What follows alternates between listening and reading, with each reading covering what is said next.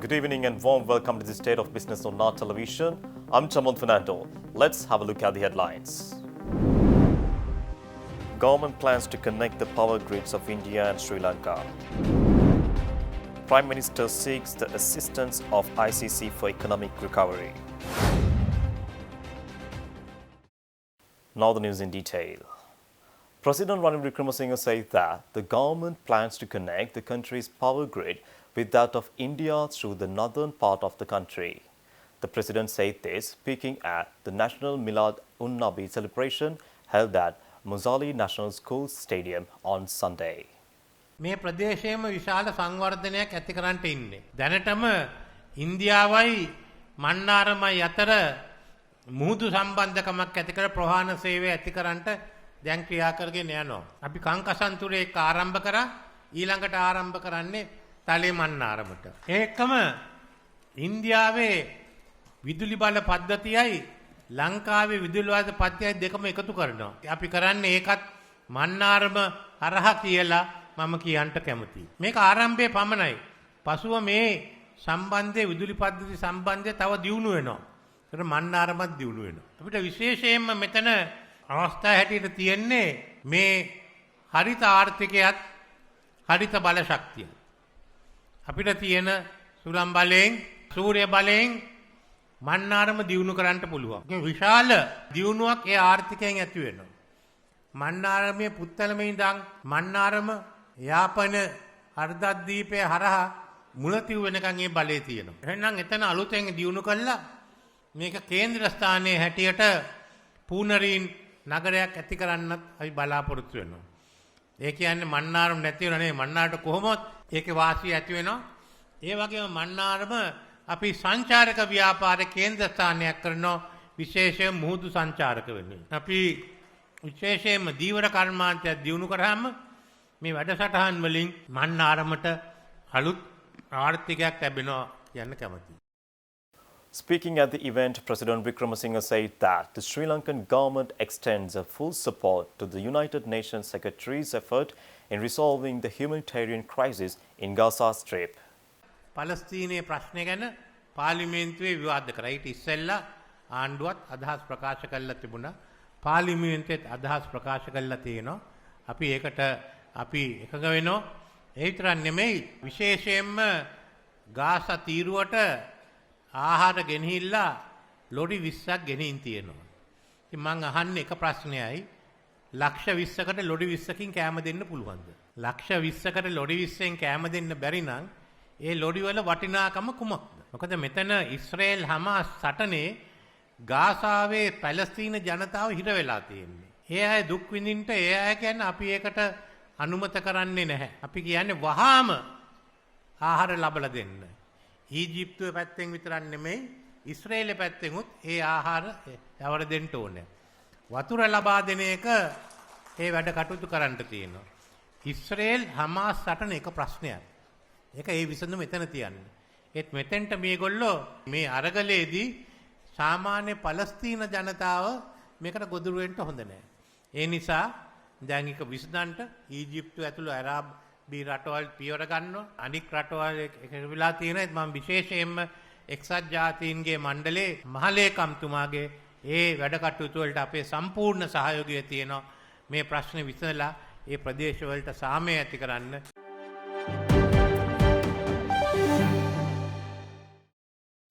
Prime Minister Dinesh Gunawardena sought the assistance of the International Chamber of Commerce in overcoming the economic crisis in Sri Lanka by playing an active role in the economy.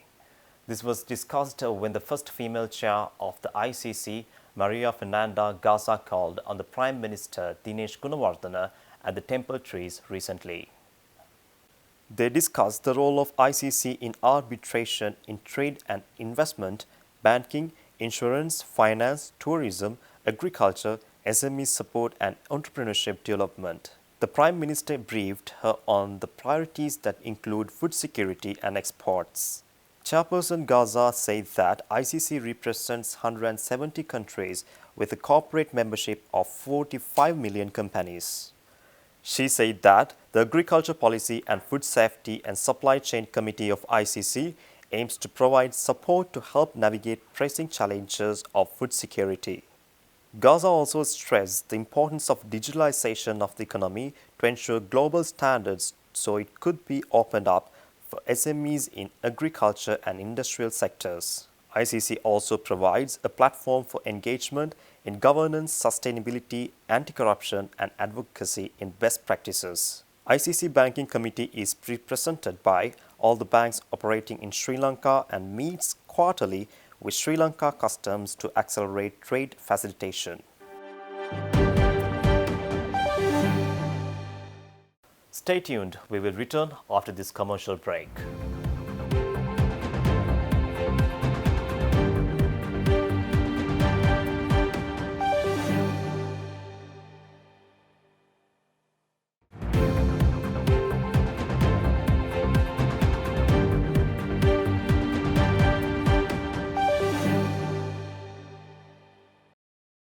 Prime Minister Dinesh Gunawardena said today's imperative need is for innovative out-of-box solutions in engineering and technological sectors. He said engineers and technocrats should come up with creative solutions to a multitude of economic challenges faced by the country. The Prime Minister said this opening the Techno 2023 Industrial and Technological Exhibition at BMICH on the 20th of October. The Prime Minister praised the Institute of Engineers of Sri Lanka for organizing Techno 2023 under theme Engineering for Regaining the Economy. The Prime Minister said the exhibition is an ideal way to showcase the potential of engineering technologies in helping the country to revive the economy.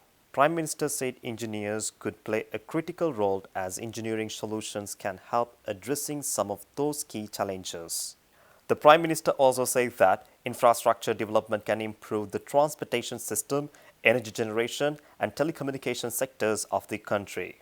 Acting Minister of Technology Kanaka Herath urged the engineering and technology experts to provide digital solutions to face current challenges.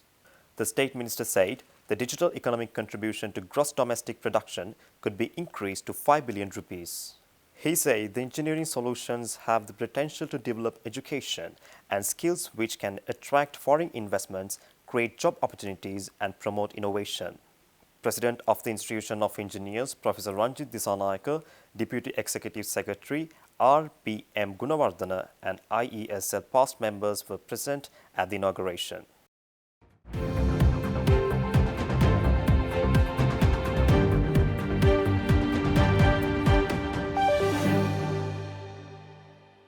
Power and Energy Minister Kanchana Wijesekara announced that a new mechanism will be implemented to revise electricity tariffs once every 3 months as opposed to the existing biannual revisions.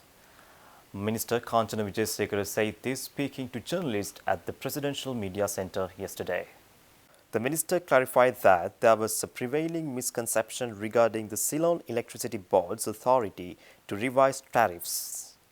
The minister emphasized that the CEB has the authority to request tariff adjustments, particularly in the event of a crisis. Minister Kanchana said this process has been utilized for the recent tariff revisions, ensuring compliance with legal guidelines. Minister Wijesekara noted that although certain areas have experienced flooding, the region's housing power generating reservoirs have not received significant rainfall. Wijesekara said the total power output as of 22nd October 2023 is reported to be 2,893.76 gigawatt hours. Minister Wijesekara further revealed plan for comprehensive restructuring of the Ceylon Electricity Board, which will soon be presented to the Cabinet of Ministers. The minister disclosed that accumulated financial loss suffered by the power sector from the year 2014 to 2022 amounts to 565 billion rupees. The minister further said that to support the CEB during this period, the government extended a working capital subsidy of 257 billion rupees.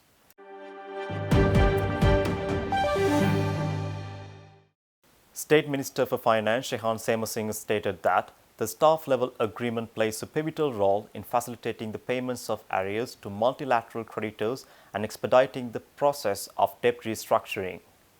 The State Minister further said that Sri Lanka is poised to receive the second tranche of $330 million subsequent to the IMF approval.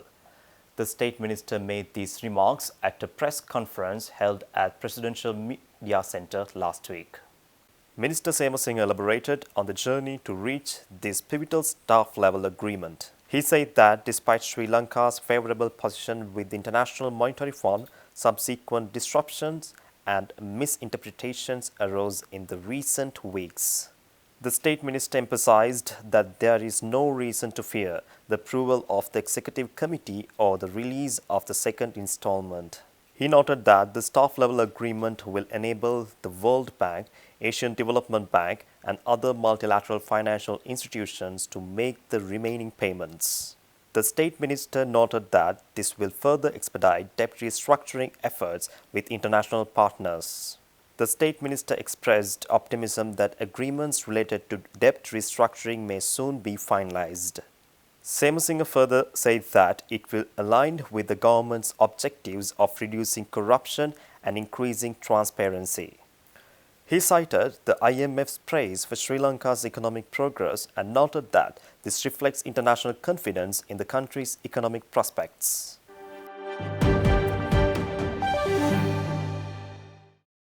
Stay tuned for the stock update.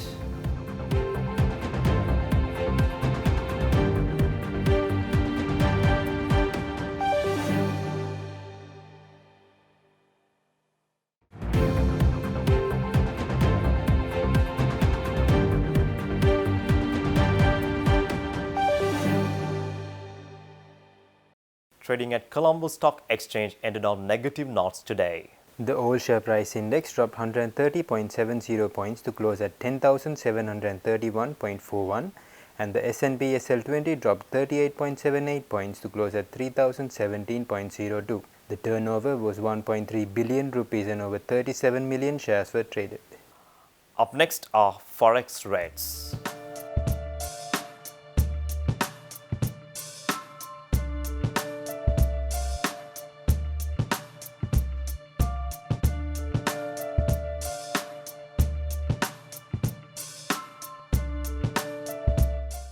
That's all our news for today. For this and more, subscribe our channel on YouTube, follow us on Facebook.